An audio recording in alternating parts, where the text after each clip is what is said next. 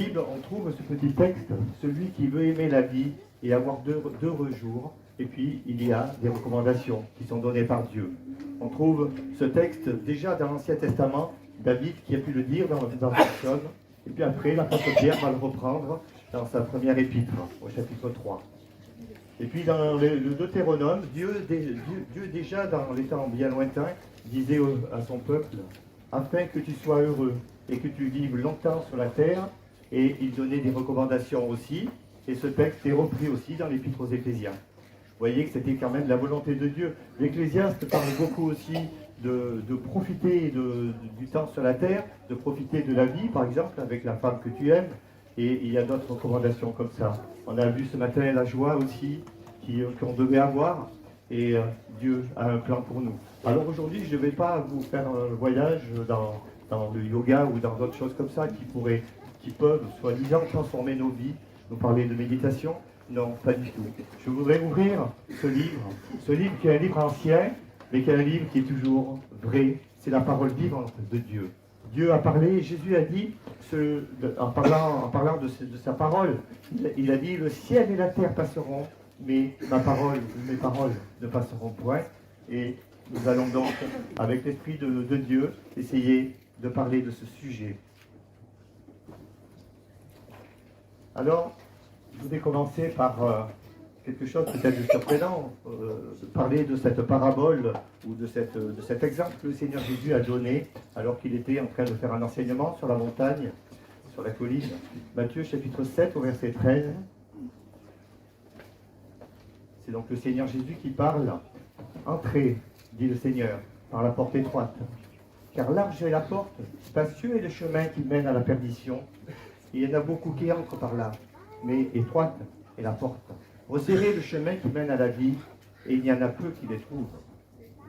On retrouve dans l'évangile de Luc au chapitre 13, au verset 24, quelque chose qui ressemble.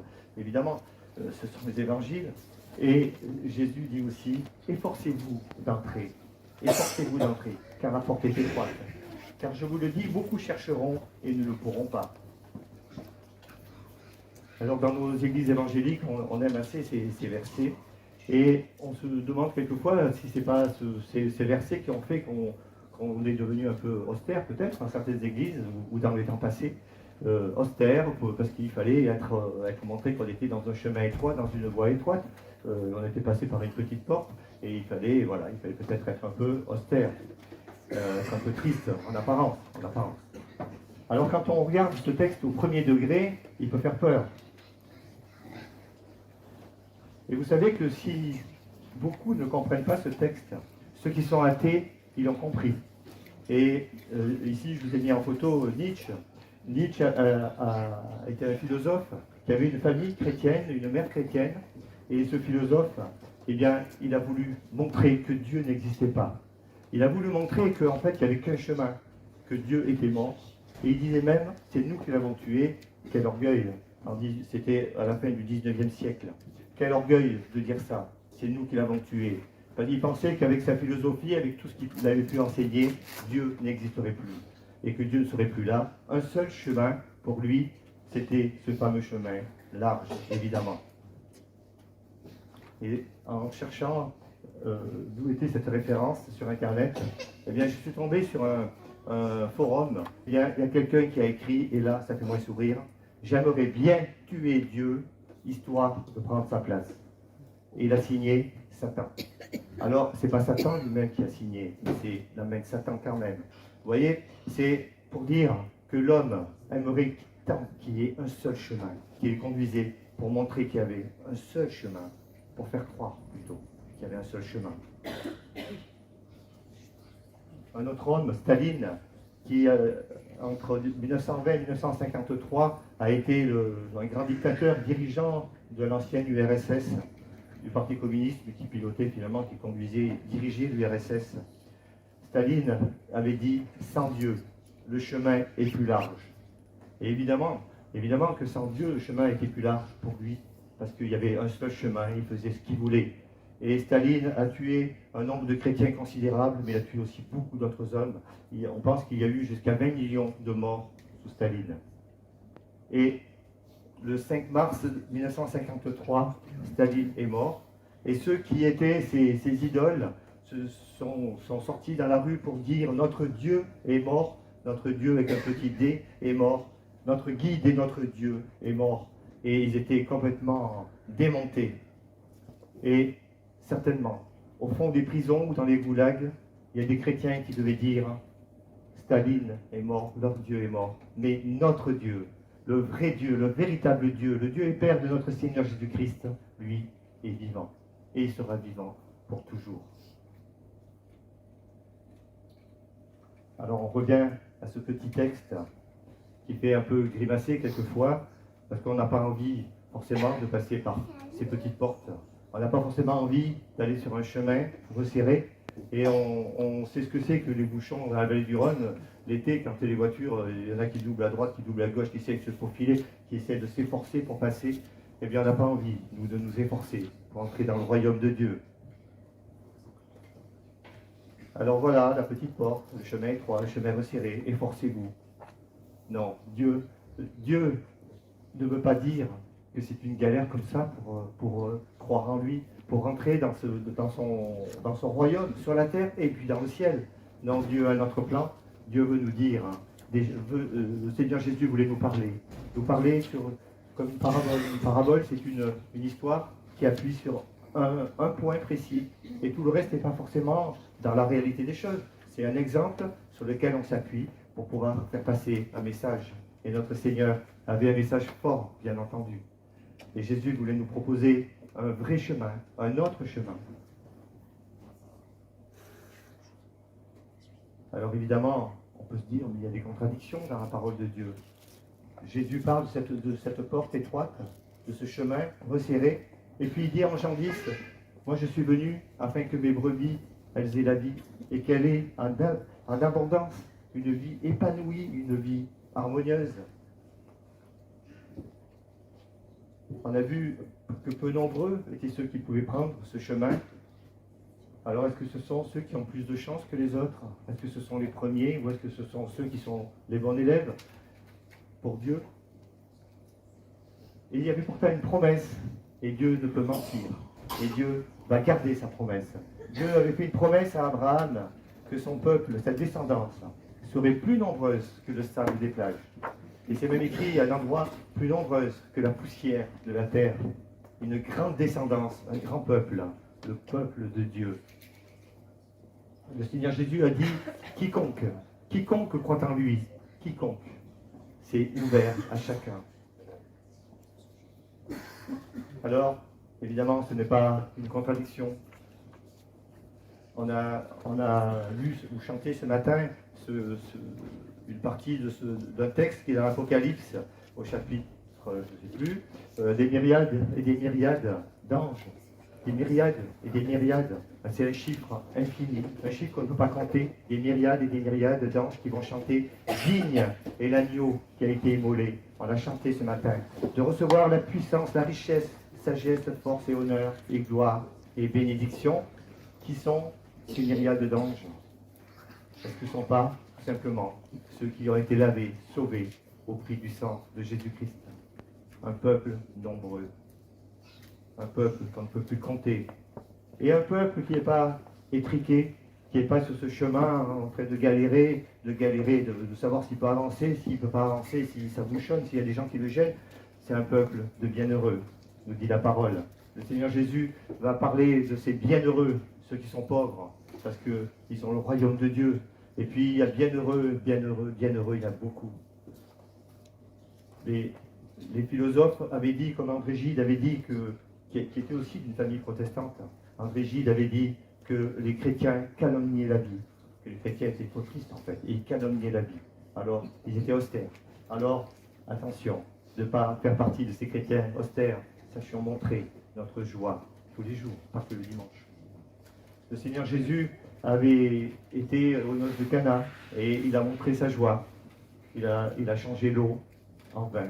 Il manquait du vin, il a changé pour apporter cette petite note de plus. Évidemment, c'est des textes qui se sont passés, des choses qui sont passées vraies et qui ont une autre signification aussi. Mais il y a aussi cette signification première. On chante quelquefois, tu es là, au cœur de nos vies, bien vivant au Jésus-Christ. Dans la je l'avais écrit, dans la musique de nos fêtes, tu es là. Et les premières fois qu'on avait ce chant, je me disais, bon, il n'est peut-être pas très bien adapté au culte. Non, Jésus est là. Jésus est là dans nos fêtes. Jésus est là dans tous les moments de notre vie. Dans les moments tristes aussi, bien sûr. Jésus est là. Et c'est vrai que c'est une louange de chanter qu'il est là, au cœur de nos vies, à tout moment.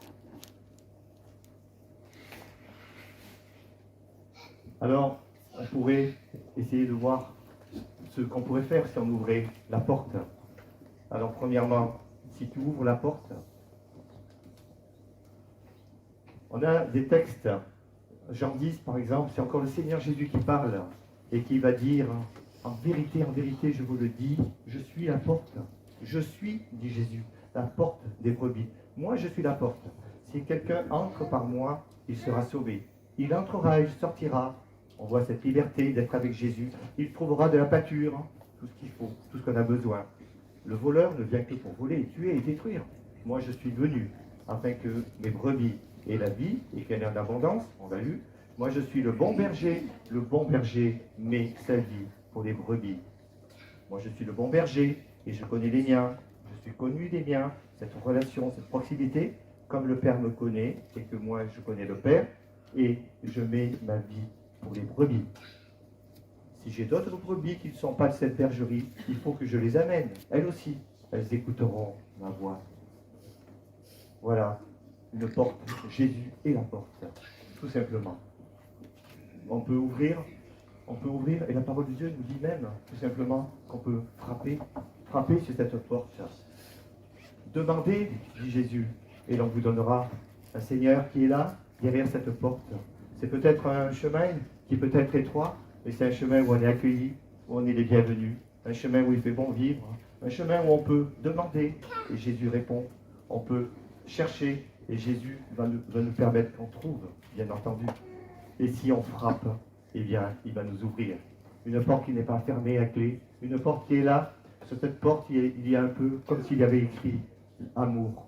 Dieu nous a aimés, Jésus nous a aimés. Le bon berger, la porte des brebis, a donné sa vie pour nous. Et alors, on voit la suite de ce texte. Et Jésus va dire que, en fait, eh bien, si on peut donner, nous, à nos enfants, des bonnes choses, et lui nous donnera encore bien plus. Quand on a ouvert cette porte, eh bien, Jésus va nous donner bien plus encore. C'est déjà un chemin vers ceux qui veulent goûter à la vie, la vraie vie avec Dieu, encore plus. Cherchez d'abord le royaume de Dieu, dit aussi notre Seigneur, et il vous sera donné toutes choses en plus, en plus. Si vous avez quitté, dit le Seigneur Jésus, des choses, Dieu vous donnera 100 fois autant. On peut se séparer un tout petit peu, ça vaut tellement la peine. Dieu nous donnera 100 fois autant. Et en plus, la vie éternelle. Et en plus. Et Jésus, c'est celui, Dieu, c'est celui qui n'a pas épargné son propre Fils, mais qui l'a donné lui-même pour nous. Combien vous donnera-t-il librement toutes choses avec lui? Toutes choses avec lui, c'est ce bien plus, encore plus, 100 fois autant. Deux exemples. Deux exemples de la Bible de chemin. Chemin large, chemin étroit. Abraham et Lot.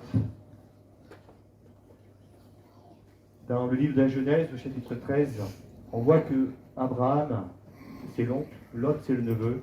Ils étaient ensemble. Ils avaient bien progressé, ils avaient bien grandi, les familles étaient importantes. Il y avait un troupeau nombreux, et puis il y avait des personnes qui gardaient les troupeaux, les bergers, et finalement, ça faisait beaucoup de monde. Et il commençait à y avoir des petites disputes, ça arrive quelquefois, malheureusement, même dans une même famille. Et voilà, alors Abraham va dire, Lot, écoute-moi, on ne peut pas, on est frères. Ils étaient oncles et neveux, mais c'est la relation. On est frères, on ne peut pas se disputer, et nos bergers ne peuvent pas se disputer. Alors, le plus simple, c'est qu'on se sépare. Si toi tu vas à gauche, eh bien moi j'irai à droite. Et inversement. Alors, Lot, lui, il va lever les yeux, il devait être un petit peu en hauteur, il va lever les yeux, Et il voit que toute la plaine du Jourdain était entièrement arrosée, une plaine bien belle, bien verte, avant que l'Éternel n'ait détruit Sodome et Gomorrhe. Et elle s'étend comme un jardin de l'Éternel, comme l'Égypte. Lot comme l'Égypte, ça nous rappelle ce peuple qui avait fait esclave le peuple d'Israël, comme l'Égypte. Lot choisit pour lui toute la plaine du Jourdain et il se mit en route vers l'est. Il est dit un peu plus loin, les habitants de Sodome étaient mauvais et péchaient contre l'Éternel. Lot a choisi. Lot a choisi. Il a choisi quoi? La liberté peut-être. Il a choisi d'avoir le gain, d'avoir ce pays qui était si riche, cette région qui était si verte, arrosée par le Jourdain. Peut-être qu'il a vu aussi que Sodome était une ville libérale, où il y avait beaucoup de choses qui se passaient, il y avait beaucoup de péchés, et voilà, et Dieu, et Lot a fait ce choix. Lot a choisi. Abraham, il s'installe dans le pays de Canaan. Alors, il n'a pas choisi en fait. Mais Abraham est dans cette relation de proximité avec Dieu. Et Abraham, on voit qu'il va construire un autel à l'Éternel, et puis il va partir donc. Après que Lot se fut séparé de lui, l'Éternel va lui parler. Ils sont en relation, cette relation de proximité. Lève les yeux de l'endroit où tu es, lui dit l'Éternel. Il n'avait pas choisi, mais c'est l'Éternel qui lui dit de regarder. Regarde vers le nord, vers le sud, vers l'est, vers l'ouest, de partout autour. En effet, tout le pays que tu vois, je te le donnerai à toi ainsi qu'à ta descendance pour toujours. Lève-toi, parcours le pays dans sa longueur, dans sa largeur, car je te le donnerai. Dieu dit à Lot, l'Éternel Dieu va dire à Lot, regarde tout ce qu'il y a, c'est tout pour toi, mais profite de ce pays, si tu veux aimer la vie. Profite de ce pays, je te le donne. Et Abraham, on voit juste après, il va construire, il avait fait avant, il le refait après, un autel à l'Éternel. Il va aller louer son Dieu. On peut faire une petite comparaison entre ces deux chemins. Un Lot qui a choisi le meilleur en apparence, le plus vaste. Il a été attiré par, on ne sait pas par quoi, mais il a été attiré par quelque chose, parce que c'est par ce mal qu'il y avait à Sodome. Il a eu une vie, on le voit juste après, une vie qui était remplie de problèmes, d'embûches, de violences, des viols autour de lui. À un moment, il a même fallu qu'il propose ses filles. Pour essayer de sauver ceux qui étaient autour. Et puis on voit un peu plus tard que sa femme aussi est morte. Alors attention, c'est pas parce qu'on perd quelqu'un qu'on est dans le mauvais chemin. Mais voilà, et elle est morte parce qu'elle regardait vers Sodome. De l'autre côté, on voit Abraham qui reste dans cette proximité, qui s'installe dans le pays de Canaan, le pays promis. Il construit cet hôtel, il regarde, profite, il est dans ce chemin épanoui, dans ce chemin où on peut vivre des choses. Abraham perdra aussi Sarah plus tard. Voilà, c'est les tristesses de la vie. Mais Dieu était avec lui. Il était dans ce chemin peut-être étroit, mais en fait il était vaste ce chemin. Droite, gauche, devant, derrière, nord, sud, est, ouest. La largeur, la longueur, regarde, profite. Voilà, il avait de la place. Alors, là, je vous ai mis ces petits cœurs, le cœur tourmenté, et puis de l'autre côté, quelqu'un qui voulait aimer la vie et qui restait dans cette proximité avec son Dieu pour pouvoir connaître les secrets de l'Éternel qui ont été révélés à Abraham, appelé ami de Dieu dans la parole de Dieu. Une relation vraiment forte et particulière. Un autre exemple, un père qui avait deux fils. C'est le Seigneur Jésus qui va raconter cette histoire, une parabole. Un père qui avait deux fils. Luc chapitre 15. Le plus jeune, il va dire au père, donne-moi la part de l'héritage qui doit me revenir. Et là, on imagine bien cette souffrance du père, mais le père, il va partager ses biens. Et le fils, peu de jours après, le plus jeune fils, il ramasse tout et part pour un pays éloigné, où il gaspilla toute sa fortune en vivant dans la débauche. Et là, on voit après la suite, il y a la famine qui arrive, il a tout dépensé, il est dans le besoin, il est abandonné par tout le monde. Il demande même d'essayer de manger les caroubes que mangeaient les porcs pour se nourrir, et on ne lui en donne même pas. Et puis, la suite. Donc vous voyez ce chemin sans limite, ce chemin où il partait, il voulait vivre sa vie sans limite. Et c'est un chemin qui finalement est aussi un chemin de galère. Et il avait eu dans cette famille certainement un enseignement, beaucoup d'amour certainement. Il est parlé du Père, mais parce qu'il y a c'est une comparaison après avec notre Dieu. Mais ce Père, c'est des parents. Nous sommes des parents pour beaucoup d'entre nous ici. Et les parents sont là. Et le cœur est grand ouvert quand les enfants reviennent. Le Fils va revenir et va dire, Père, j'ai péché contre le ciel et contre toi. Je ne suis plus digne d'être appelé ton Fils. Et le Père est complètement heureux.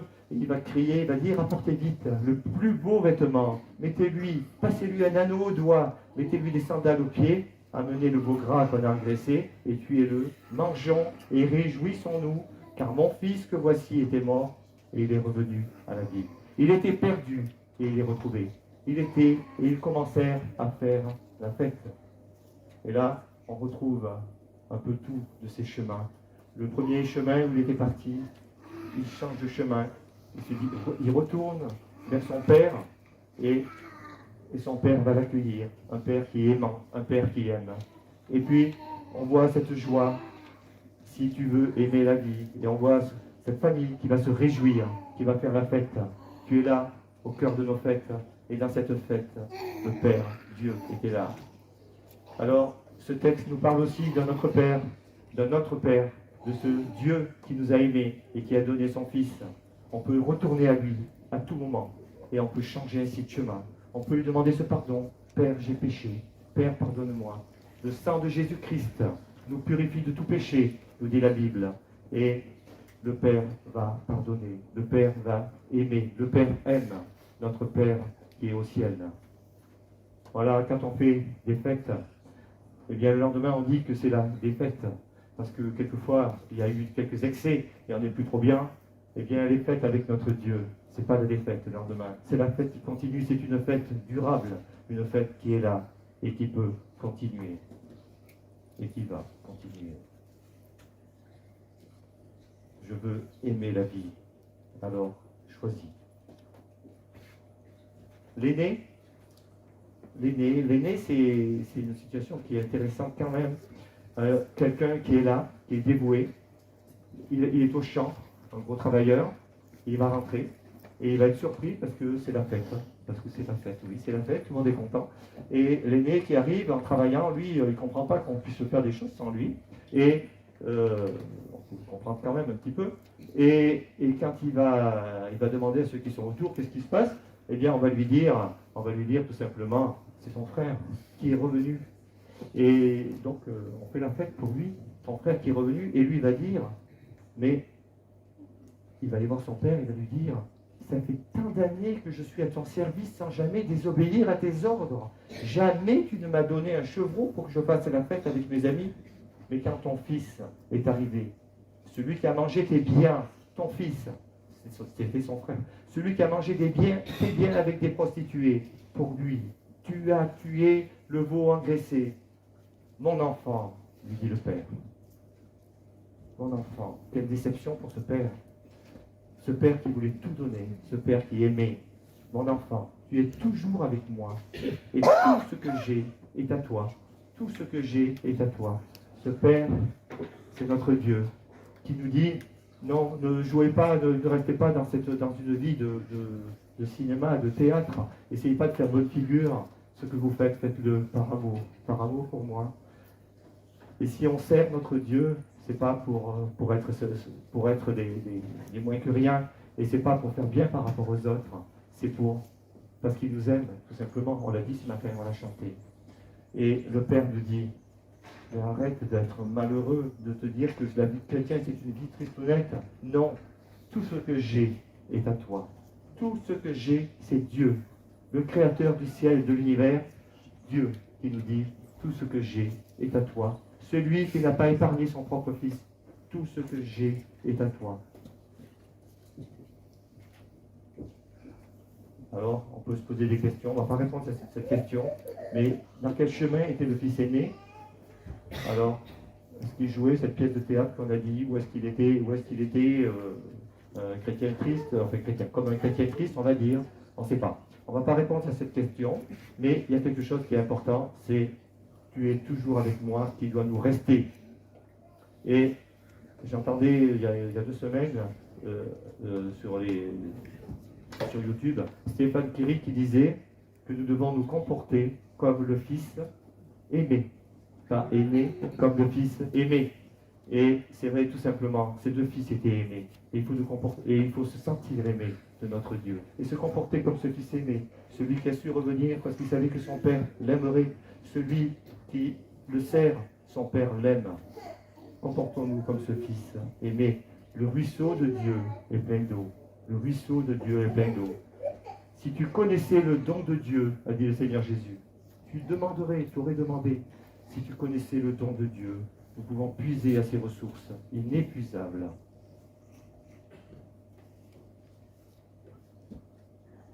J'ai entendu aussi, il y a une quinzaine de jours aussi, Thomas Bertrand, notre pasteur qui est à côté, dans une autre église, il disait que quand il posait la question, il disait qui c'est qui bénit, qui c'est qui maudit. Et il disait, je trouvais que c'était intéressant, c'était beau, et ça nous aide à voir de façon positive cette façon de se tourner et de vivre dans ce chemin avec Dieu. Il disait que quand on était avec Dieu, eh bien, Dieu, c'est notre maître, et Dieu nous veut notre bien. Dieu veut nous donner des bonnes choses, on l'a vu. Et Dieu veut nous bénir. Et nous sommes dans ce chemin de bénédiction. Bénis l'homme qui se confie en l'homme, et de qui l'Éternel est la confiance. Jérémie chapitre 17. Et si on abandonne ce chemin, qu'on se confie en l'homme, qu'on se confie en d'autres choses, eh bien, nous sommes sur un chemin de malédiction. Ce n'est pas Dieu qui nous maudit sur le moment, ce n'est pas Dieu. Mais on a pour père, dans ce cas-là, le diable finalement, l'ennemi des âmes, Satan, on peut l'appeler comme on veut. Mais ce n'est pas Dieu. Et si on est loin de Dieu, on est sous une autre domination. Et lorsqu'on est sous cette domination, Satan c'est quelqu'un qui veut notre mal, qui veut nous maudire, qui veut que nous tombions encore plus. Maudit l'homme qui se confie en l'homme. Ce n'est pas Dieu qui maudit quand on suit le chemin du mal, c'est le diable. C'est cette petite phrase de Thomas Bertrand qui est encourageante aussi. Voilà, ce chemin de bénédiction. Alors, c'est intéressant de voir que dans la parole de Dieu, on voit qu'on peut marcher au large. Alors, ce n'est pas encore une contradiction, mais on peut passer par cette porte qui s'appelle Jésus. Le sang de Jésus-Christ qui nous ouvre cette porte. Approchez-vous, on l'a vu ce matin. On ouvre cette porte et on peut marcher dans un chemin étroit, mais au large, avec un cœur large. Et Dieu nous donne des clins d'œil comme ça dans sa parole, pour nous dire, soyez pas étroits d'esprit. Le chemin est étroit, mais on peut marcher au large dans ce chemin. Vous savez, cet arbre planté, cet arbre qui va grandir près des ruisseaux d'eau, cet arbre, dit le prophète Jérémie, et c'est encore écrit dans le psaume 1er, cet arbre qui va grandir, qui va croître, qui ne va pas sentir la sécheresse, un arbre qui va dominer les autres, qui sera au-dessus de tout, qui n'est pas étriqué, qui n'est pas resserré, qui n'est pas à l'étroit, il est au large cet arbre. C'est celui qui se confie en l'Éternel.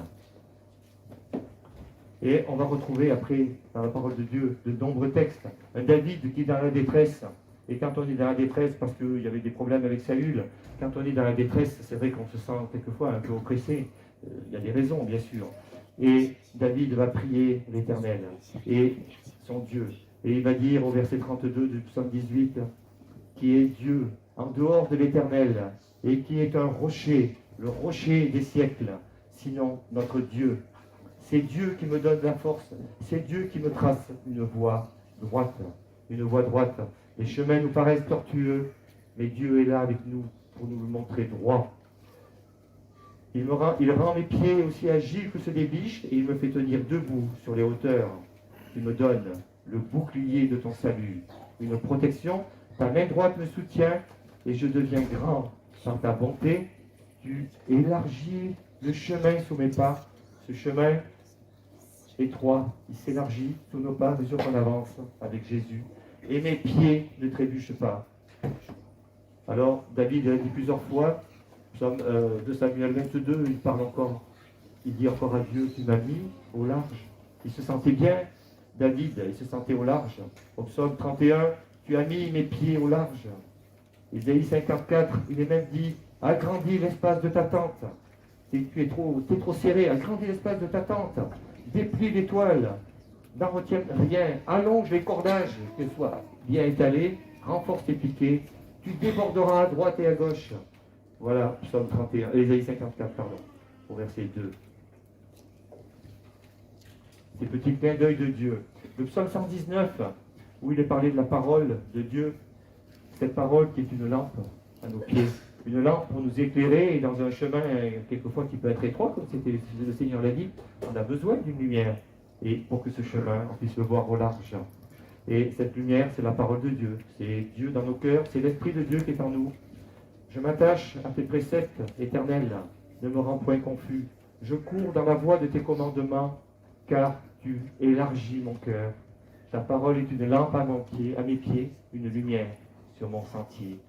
Une lumière qui va m'éclairer, une lampe au ras des pieds pour nous montrer la direction, le chemin. Psaume 4, verset 2.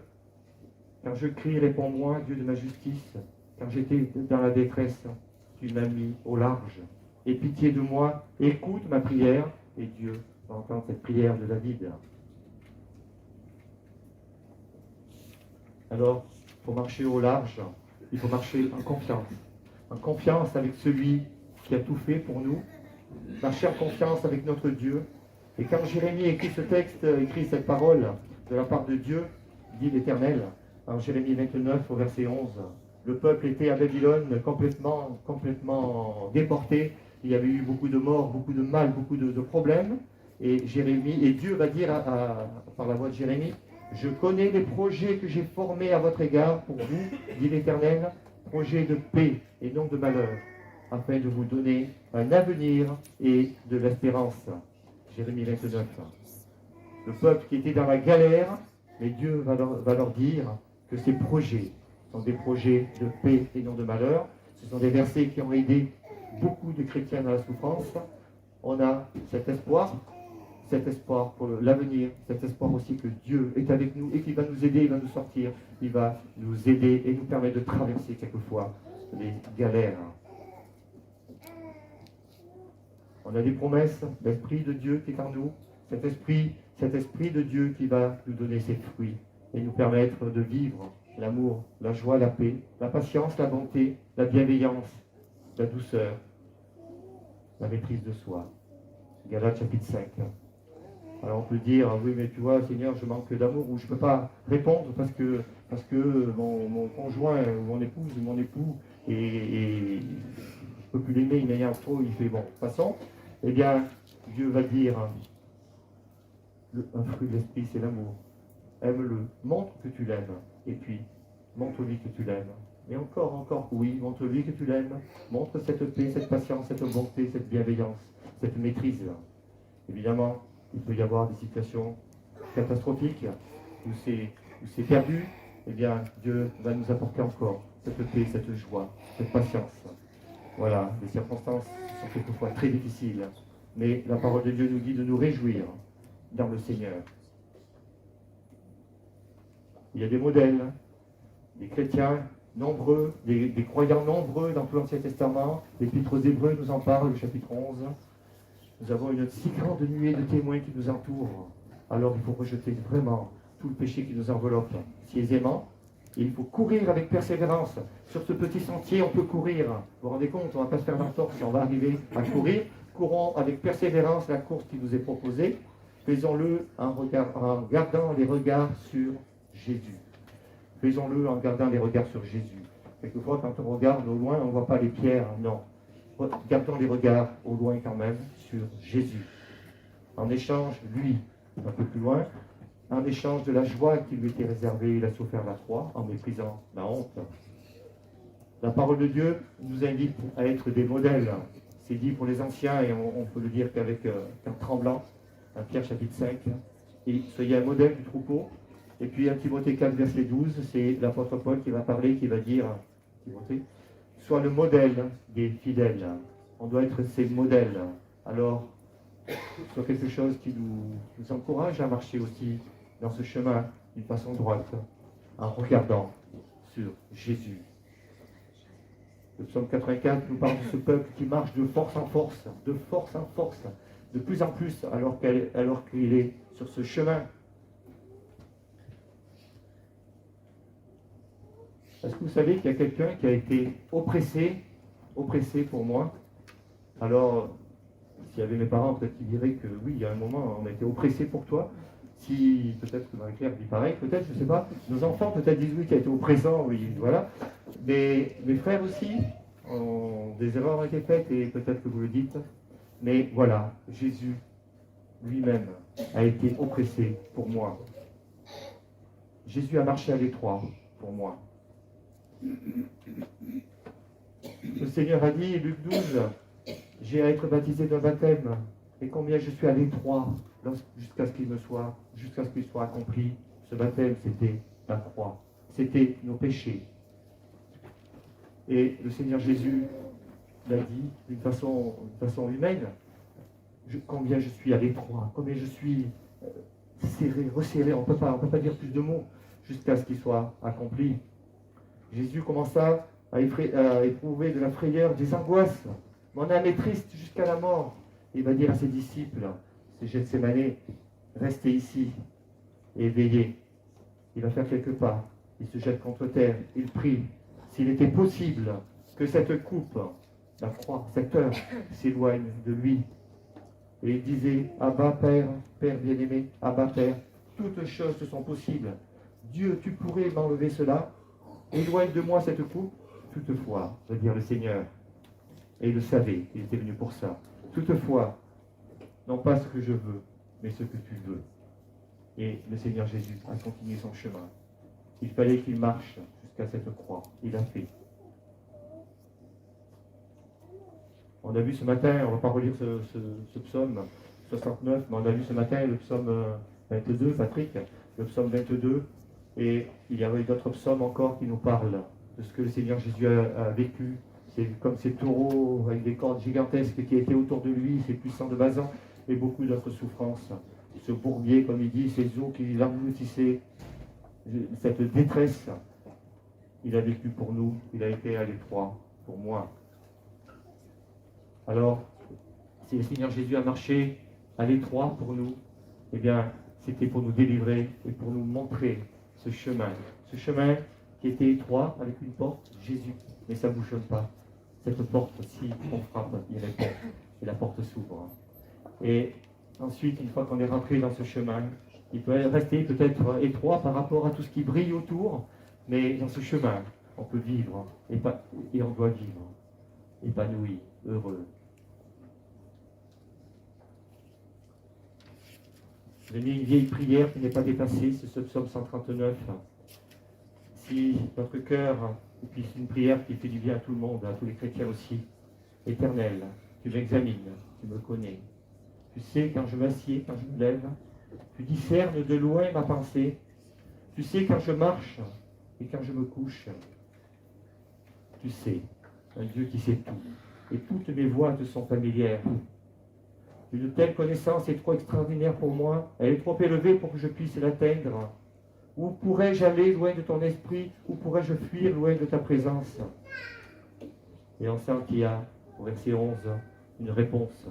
La nuit des réflexions, des souffrances, des insomnies quelquefois, où on peut penser à des choses. La nuit devient lumière autour de moi. Jésus qui vient nous remplir. Examine-moi, ô Dieu, et connais mon cœur. Mets-moi à l'épreuve et connais mes pensées. Regarde si je suis sur une mauvaise voie et conduis-moi sur la voie de l'éternité. Conduis-moi sur la voie de l'éternité. Que vous alliez à droite, dit le prophète Ésaïe, que vous alliez à gauche. Tes oreilles entendront une parole derrière toi disant, c'est ici le chemin, marchez-y. C'est ici le chemin, marchez-y. Même dans le chemin qui n'est pas selon Dieu, cette voix va se faire entendre. C'est ici le chemin, marchez-y. Alors, notre Dieu est le Dieu des deuxièmes chances, des troisièmes chances, des quatrièmes chances. Notre Dieu est là pour nous sortir de ce bourbier et dans lequel il est passé pour nous, et sans connaître le péché, bien sûr, et il va nous conduire vers ce chemin où on est dans sa proximité, dans la paix, dans la joie. Le sentier des justes, c'est-à-dire, est écrit dans les Proverbes, c'est comme cette lumière resplendissante qui va croissant jusqu'à ce que le plein jour soit établi. Le Seigneur Jésus est le chemin, la vérité et la vie. Sur ce chemin, avec Jésus, c'est lui, cette lumière, qui va nous montrer, nous guider pour aller dans ce sentier des justes, déjà sur la terre, et puis ce sentier qui nous mène à la vie éternelle. Si tu aimes la vie, alors tu peux prier et tu peux dire, Jésus, tu es le chemin. Jésus, tu es la vie. Jésus, tu es la vérité. Conduis-moi avec toi dans ce chemin de la vie éternelle, dans ce chemin de la vie et dans ce chemin de la vie éternelle. Merci pour ce cœur large dans lequel tu nous mets ensuite. Seigneur, merci parce que tu as tout fait pour que je puisse marcher derrière toi. Amen.